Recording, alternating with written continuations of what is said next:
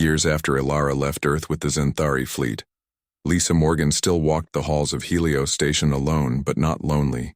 She carried the memory of violet eyes and stardust, like a quiet song in her chest.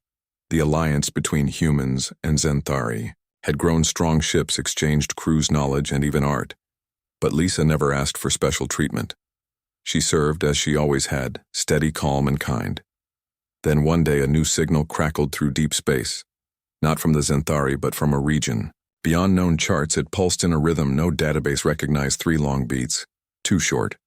Then silence like a heartbeat calling across the void. The United Earth Council debated whether to respond, but Lisa volunteered without hesitation. She knew silence was the loudest mistake a species could make. They gave her command of the Odyssey, a sleek exploration vessel built for first contact.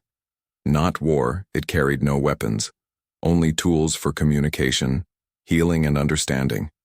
Lisa chose a small crew, 10 people from different nations, each chosen for empathy. Not just skill. Among them was Maya Rodriguez, a linguist who spoke 7 human languages and could read body language like poetry, and Ben Carter, a botanist who believed every leaf held a story. The journey took 6 months through silent space where stars seemed to hold their breath. They followed the signal deeper than any human ship had gone before until they found it. A world wrapped in violet mist, orbiting a pale blue sun. The planet had no name, so Lisa called it Elias. The Odyssey entered orbit. Sensors showed breathable air, liquid water, and signs of civilization. But no cities, only scattered structures that looked grown, not built like living trees shaped into homes. The signal came from the largest of these, a spiraling tower at the planet's heart. Lisa and her team descended in a shuttle painted white with open palms on its sides, a universal sign of peace. They landed in a wide clearing where the grass glowed faintly underfoot, soft blue light rising with each step. No one came to meet them, but the air hummed with sound, not words but tones, low and resonant like a cello played underwater. Then the ground shifted, not with danger, but with grace. Figures emerged from the mist, tall, slender beings with skin like polished amber and hair that floated as if underwater. Their eyes were closed, yet they moved with perfect certainty. They did not speak. They sang. Each note carried meaning. Lisa felt it in her bones, not language but emotion. Welcome, caution, curiosity. Maya recorded the tones, her fingers flying over her tablet trying to map feeling to sound. Ben knelt and touched the glowing grass. It pulsed brighter under his hand, as if happy to be noticed. The leader of the beings stepped forward wearing a robe woven from living vines. She held out a small object, a smooth stone that glowed with the same blue light as the grass. Lisa accepted it carefully. It was warm and pulsed like a heartbeat. In that moment, Lisa understood this was their gift. Not a tool or a message, but a piece of their world, their trust. She bowed and placed her hand over her heart, then pointed to the sky where the Odyssey hung like a silver seed. The being nodded, and for the first time opened her eyes. They were milky white with no pupils, yet full of depth like clouds holding storms and stars. Back on the shuttle, the team analyzed the stone. It was not mineral, but organic. A living crystal that responded to emotion. When Lisa held it and thought of Ilara, it glowed brighter. When Ben thought of his daughter back on Earth, it pulsed with warmth. This is how they communicate, Maya said softly. Not with words, but with shared feeling. Over the next days, the humans and the aliens exchanged more than objects. They shared moments. Lisa taught them human music. They taught her their songs. Ben planted earth seeds in their soil, and the aliens showed him how to listen to the roots as they grew. But on the 5th day, the harmony broke. A new ship appeared in orbit, not human, not Xanthari. It was jagged black metal bristling with weapons. The Kroth, a warlike species known for devouring worlds. They had followed the Odyssey's trail like wolves on blood. The aliens froze. Their song turned to a single low note of fear. Lisa's heart pounded, but she did not panic. She ordered the Odyssey to power down all systems. No signals, no movement. Make yourself small, she told her crew. The Kroth hunt noise. They feed on panic, but it was too late. A Kroth dropship screamed through the atmosphere, landing hard at the edge of the clearing. Its ramp slammed down, and armored figures marched out, their faces hidden behind masks that hissed with steam. They carried weapons that crackled with red energy.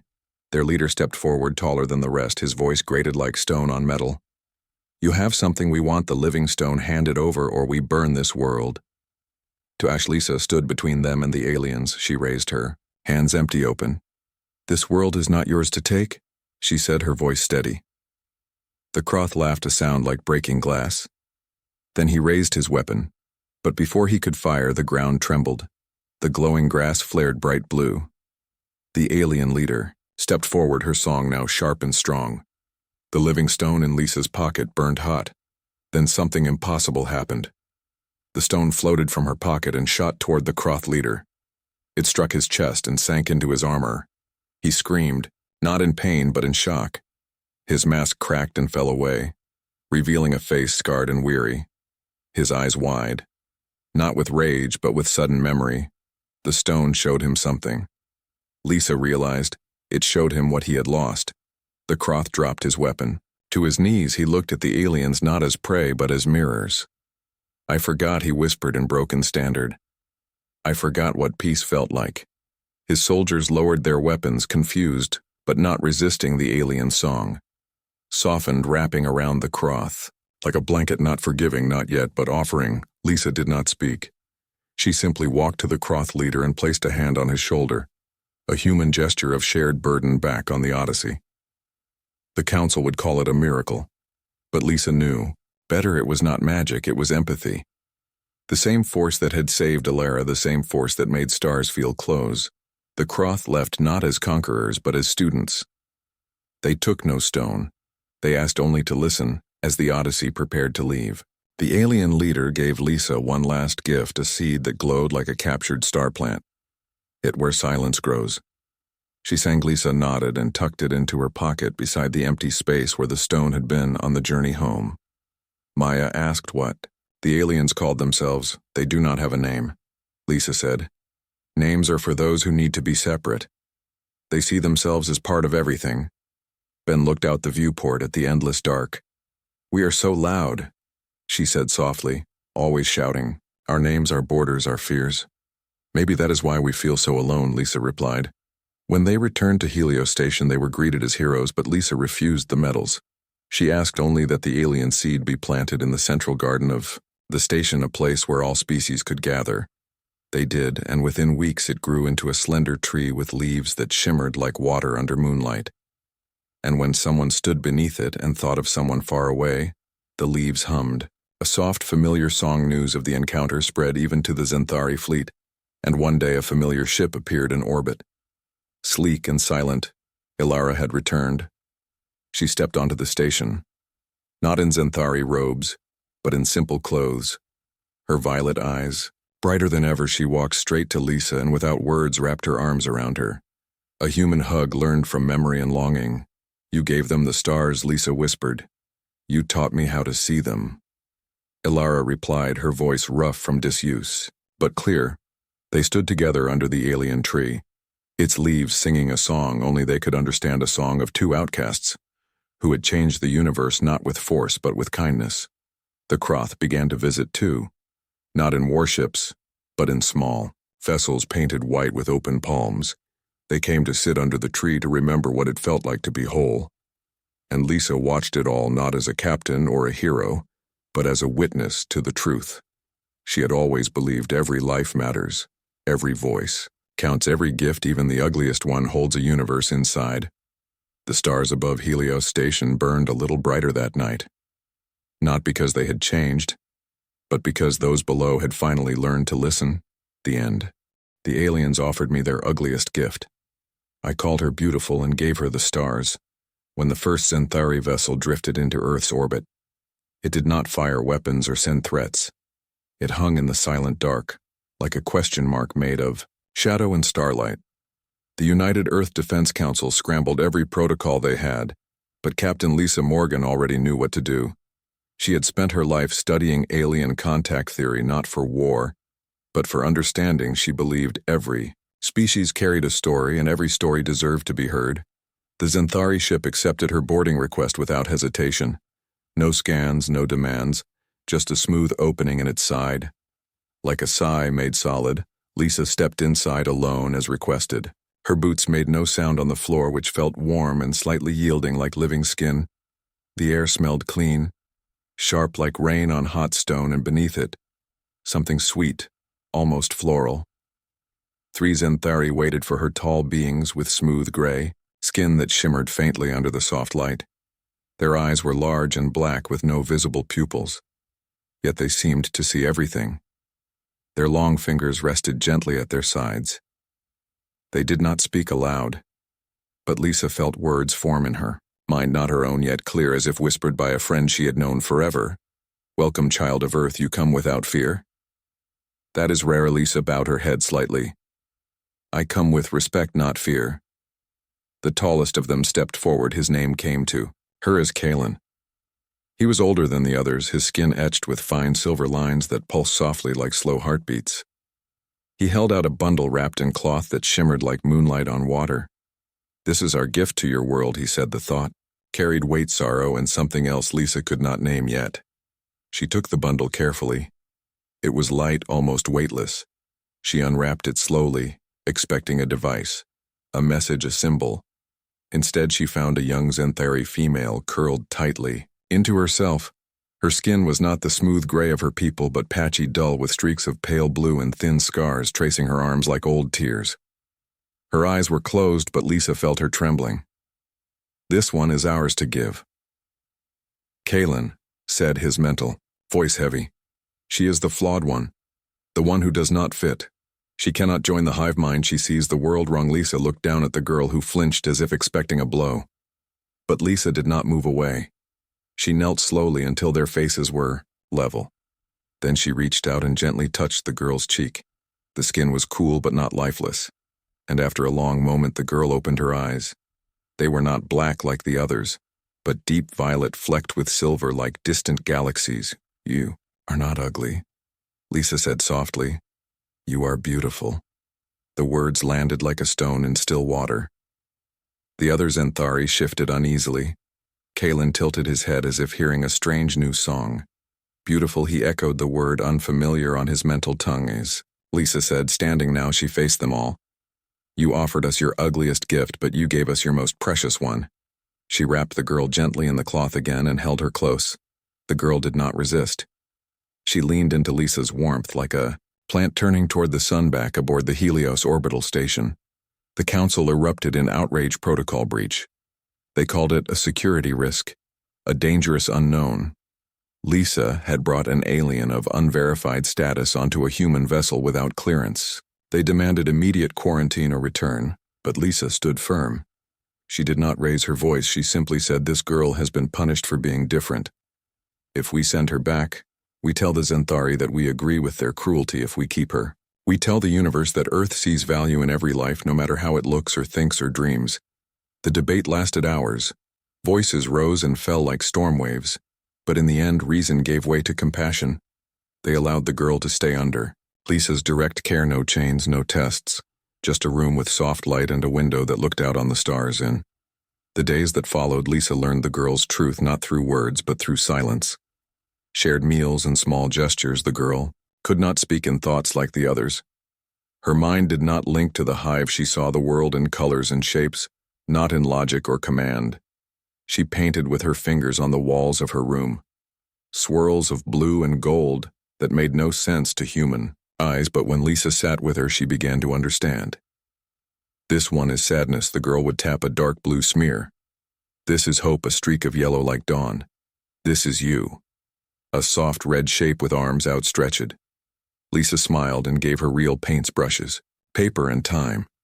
The girl painted every day, and slowly she began to stand taller. Her eyes lost their fear and found curiosity.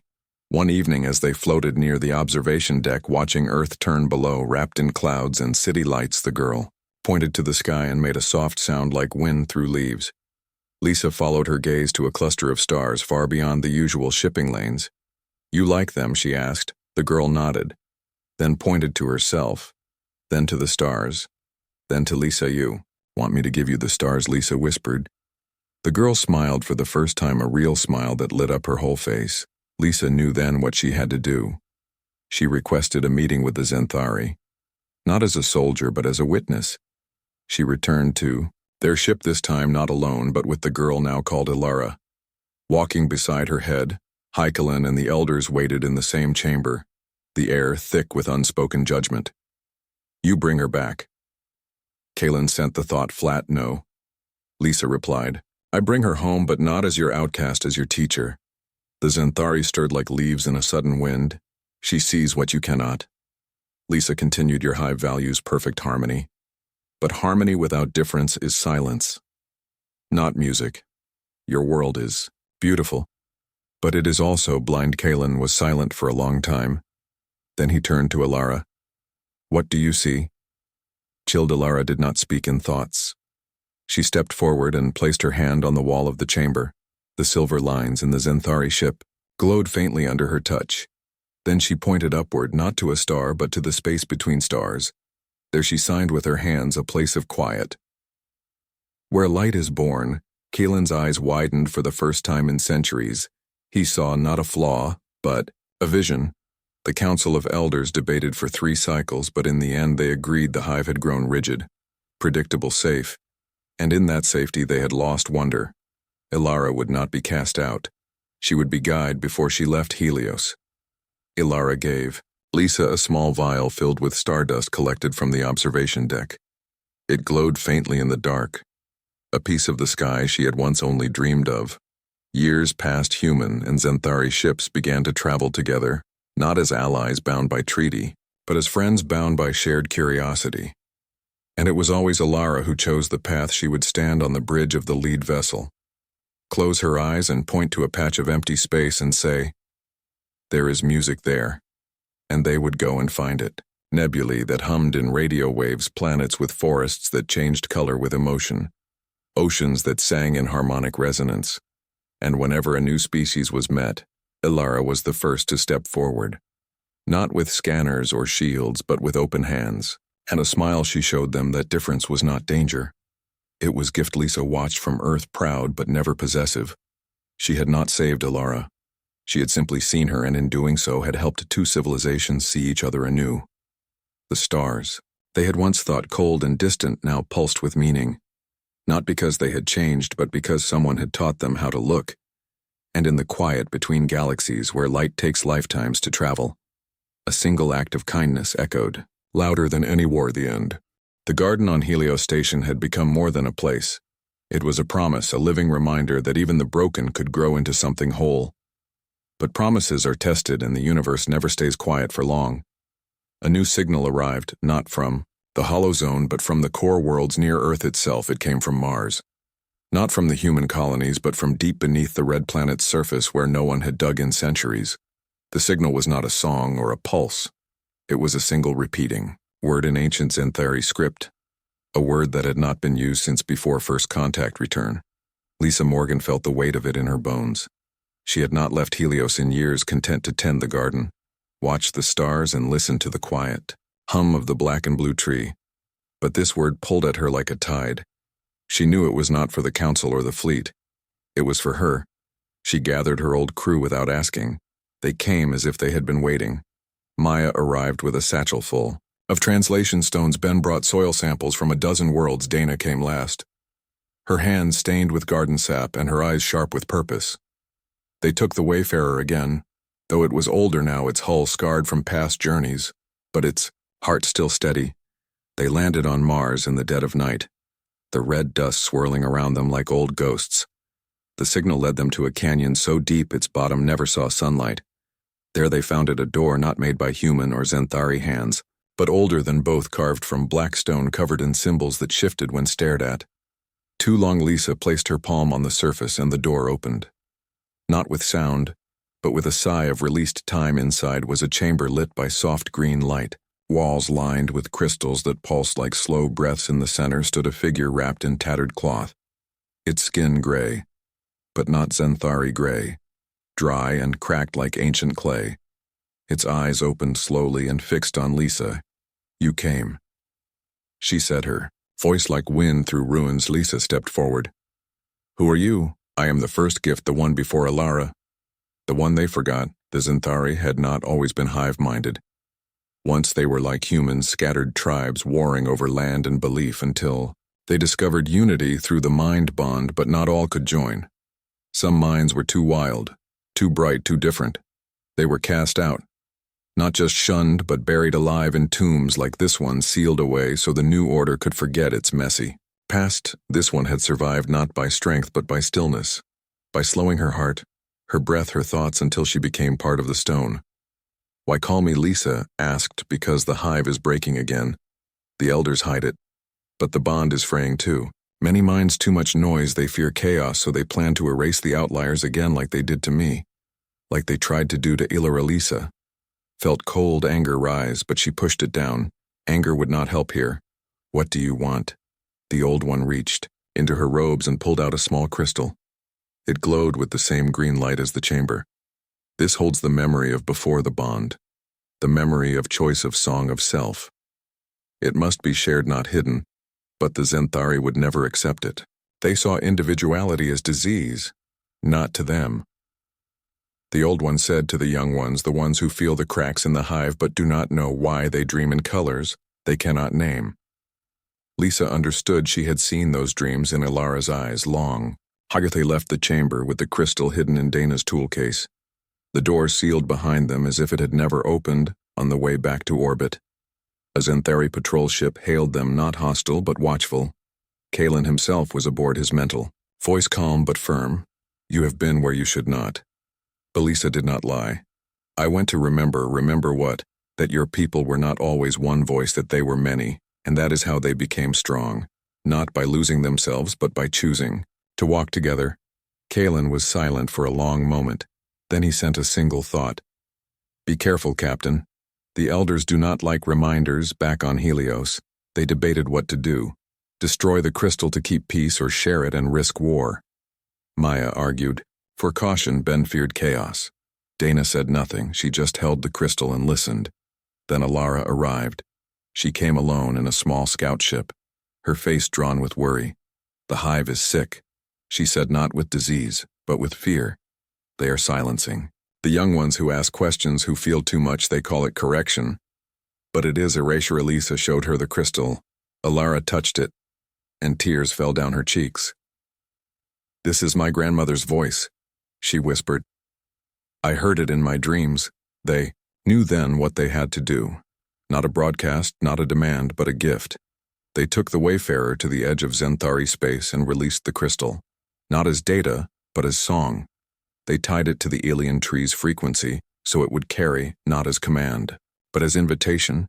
The crystal dissolved into light and drifted toward the Zenthari homeworld, not forcing its way in, but waiting at the edges of the hive mind like a soft knock on a closed door. At first nothing happened. Then a single young Zenthari broke from the hive, not in rebellion but in wonder. She stood on a balcony and looked at the stars and sang a note no one had heard in centuries. Then another joined her, and another. The elders tried to silence them, but the song was not in the mind. It was in the heart, and hearts cannot be bound. Kalen did not stop them. He stood among the singers, and for the first time in his long life, he let his own thoughts drift free. He saw colors he had forgotten, felt joy that was not shared, but his alone, and it did not break him, it made him whole.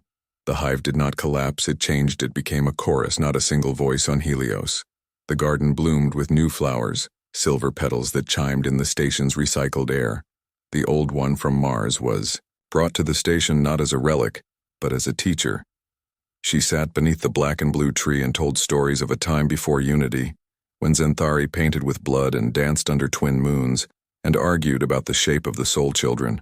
From every species gathered to listen, not to learn answers, but to learn how to ask questions.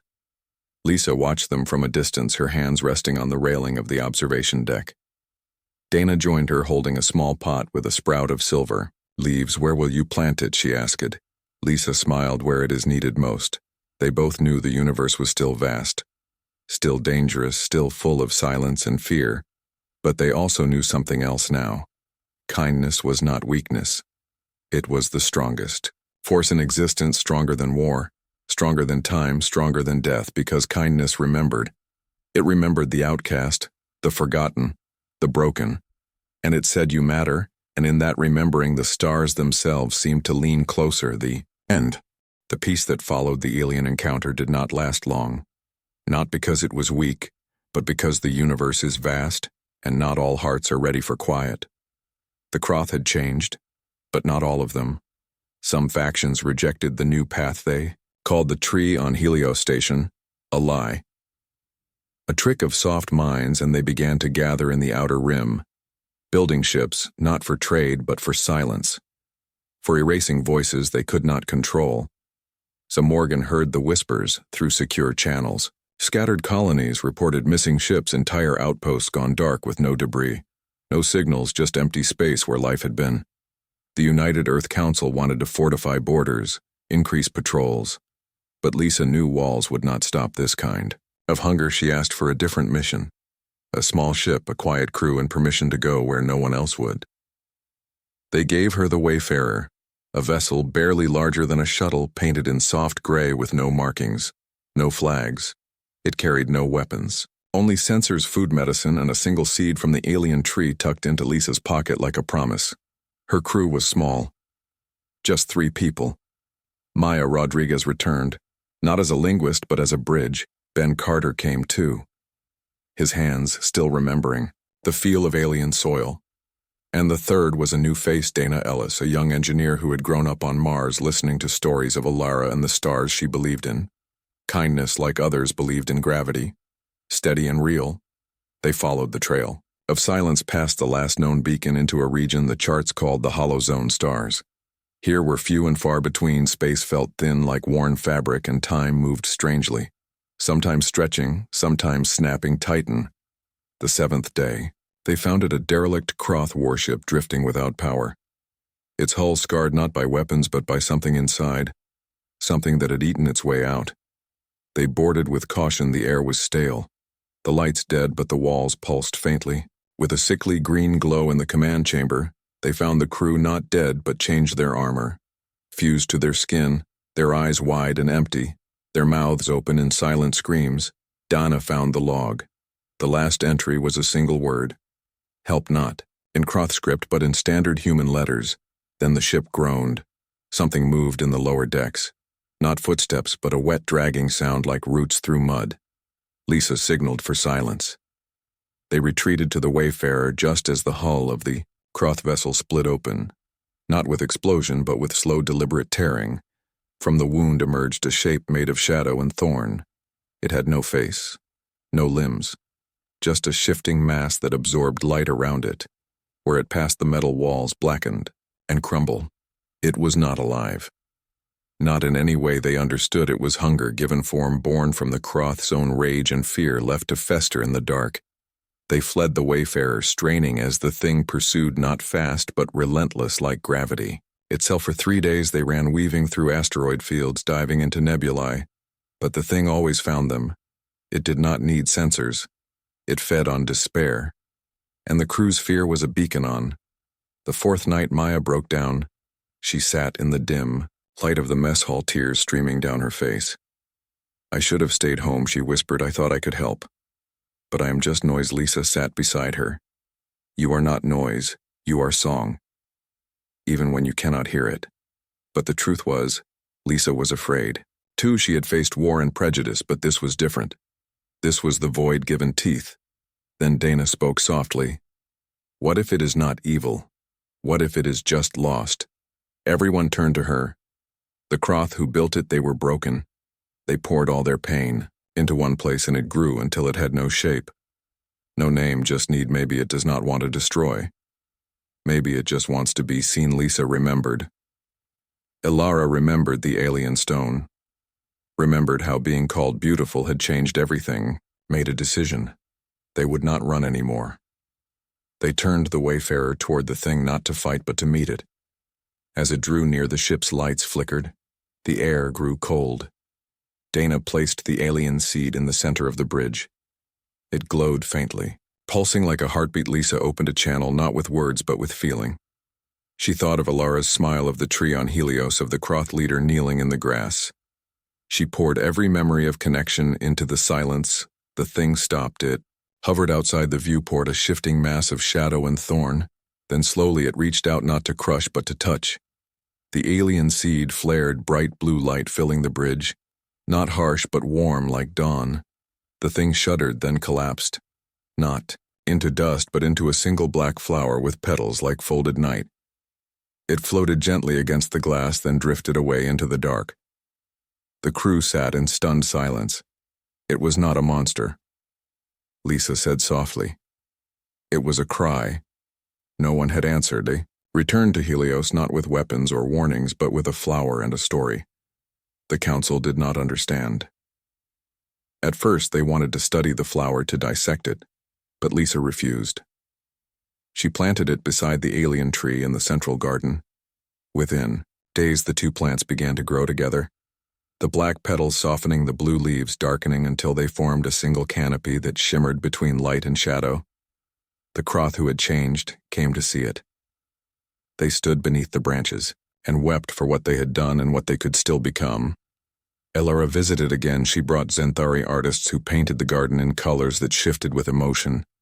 They called it the place of mended silence. Dana stayed on Helios to care. For the garden, she said, it reminded her that even the darkest things can bloom if given light. Maya returned to Earth to teach a new kind of language, one built not on words but on shared feeling. She started schools where children learned to listen, with their hearts, not just their ears. Ben went back to the outer colonies, planting seeds from the garden on every world he visited. Each one grew into a small sanctuary where travelers could rest and remember they were not alone. And Lisa, she walked the halls of Helios again, not as a captain but as a gardener of souls. She spoke to no one in particular, but to everyone who passed beneath the trees. The universe is not kind, she would say. But it is not cruel either. It simply waits to see if we will reach out or turn away. The black and blue tree grew taller each year, its roots spreading through the station until even the metal walls seemed to breathe with life. And on quiet nights when the station slept, the leaves would hum a song that sounded like two voices, one human, one alien, singing the same note fare out in the hollow zone. Other ships began to appear, not warships, but wanderers lost and afraid. They followed the song like a lighthouse through storm. And when they arrived, they were not met with questions or scans. They were met with open hands and a single word spoken in 100 languages. Welcome the end. Peace had taken root across the Alliance, not as a treaty signed in haste, but as a slow bloom nurtured by shared silence and small acts of courage. The garden on Helios Station now stretched through 3 levels, its black and blue leaves filtering the harsh station lights into something soft and warm. Travelers from a dozen species came not to trade or negotiate, but simply to sit and remember. They were not alone. Lisa Morgan rarely left the garden anymore. She had passed command of the Wayfarer to Dana, who now flew missions of mercy, carrying seeds and songs to worlds still learning how to heal. But Lisa's quiet life did not last. A new message arrived, not through official channels, but carved into the bark of the oldest branch of the tree itself. 3 symbols in no known language, yet Lisa understood them as clearly as her own name, come home. The writing faded by morning, but the pull remained. She packed a small bag, took a single silver leaf from the tree, and boarded a civilian shuttle bound for the outer rim. No crew, no plan, just a direction and a feeling. The journey took weeks through regions where stars were sparse and comms silent. She landed on a world not on any chart. Its sky a deep violet, its oceans singing in low harmonics. The air smelled of rain and memory. At the edge of a glowing forest stood a figure wrapped in simple cloth, her skin gray with faint blue streaks, her violet eyes bright with tears. Celeray, you called me, Lisa sighed. I did not call with words, Elara replied. I called with need. She led Lisa deep into the forest where the trees pulsed with inner light and the ground hummed beneath their feet. They came to a clearing where dozens of young Zenthari sat in a circle, not linked in hive mind, but each holding a small crystal. Some wept, some sang, some simply stared at the sky. They are the new ones. Elara said they hear the old song but cannot join the chorus. They are too much themselves. Lisa knelt beside a young girl no older than 10 by human. Measure her hands clutched a crystal that flickered like a dying star. What is her name? She has none. Names are still forbidden for the unlinked. Lisa looked at Elara, then back at the girl. You are Lyra, she said softly. The name felt right, like a note that had always belonged. The girl looked up, her eyes wide. Then she smiled, a tiny, fragile thing, but real. Elara wept. They stayed on the world which the young ones called Virel. For many weeks, Lisa taught them human names not as labels, but as gifts, each chosen with care, each carrying a story. Ben arrived with Dana bringing soil from Helios and seeds from a dozen worlds. They planted a new garden at the heart of the clearing, not to replace the Zenthari way, but to show that difference could grow beside unity. Maya came too with her satchel of stones. She taught the young ones to speak, not just in thoughts but in sound. In song and silence, she showed them that language was not one river but many streams flowing to the same sea. But not all welcomed this change. One night the elders came, not Kalen but the old guard who had ruled before the hive began to change. They arrived in dark ships, their minds locked tight against song and color. They demanded the unlinked be returned to. Correction. Lysa stood before them, not with anger but with calm. You cannot unsee what has been seen. You cannot unhear a name once spoken. They will bring chaos. The lead elder sent his thought sharp as glass, or they will bring dawn. Lisa replied. The elders would not listen. They moved to take the children, but the forest itself rose against them. Roots coiled around their boots. Vines wrapped their arms. The very air thickened like water. The elders had forgotten that Varel was alive, and it remembered. The old ones who had once buried their own Kalen arrived. Then not in a warship but in a vessel painted with open palms. He stepped between the elders and the children, and for the first time in his life, he spoke not as a leader, but as a grandfather. Let them be, he said softly. They are not broken. They are becoming. The old guard left not in defeat but in confusion. Their certainty cracked like dry earth in. The days that followed, the unlinked began to find their place not outside the hive but within it as singers, dreamers, questioners. They did not link minds but they shared hearts, and the hive grew richer for it. Lyra was the first to speak in both thought and sound. She stood before the whole colony and sang a song of stars and soil and a human woman who had given her a name Lisa knew. Then it was time to go. Alara walked her to the shuttle, her hand warm in Lisa's. Will you return? Lisa looked at the new garden already blooming with silver and blue. I carry it with me. On the journey back she passed through the hollow zone, now no longer. Hollow ships drifted there, not lost but waiting. They hailed her not with weapons but with open channels, sharing stories of healing and hope. When she returned to Helios, the station felt different. Not changed but deepened. The garden had spread to every level, its roots threading through metal and memory. Children played beneath its branches, speaking a dozen languages, yet understanding each other without words. Donna met her at the dock. Her eyes bright. You were missed. I was listening, Lisa said. That night she sat beneath the oldest tree, the one grown from the alien seed and the black flower. She closed her eyes and felt the hum of the station, the pulse of the garden, the quiet song of 1,000 voices learning to be one without being the same. She thought of Lyra, of Alara, of the old one from Mars, of the Croth, who had knelt in the grass and wept. She thought of every outcast, every forgotten soul, every ugly gift that had turned out to be the most beautiful thing in the universe, and she knew the work was never done. Not because the darkness would return, but because light must always be tended like a garden, like a name, like a single word spoken in kindness. Far above Helios, a new ship entered orbit, small and unmarked, its hull painted white with open palms on its sides. It carried no weapons, only seeds and a single silver leaf pressed between pages of a journal. Liza smiled. She would meet them tomorrow. For now she sat and listened to the stars sing back the end.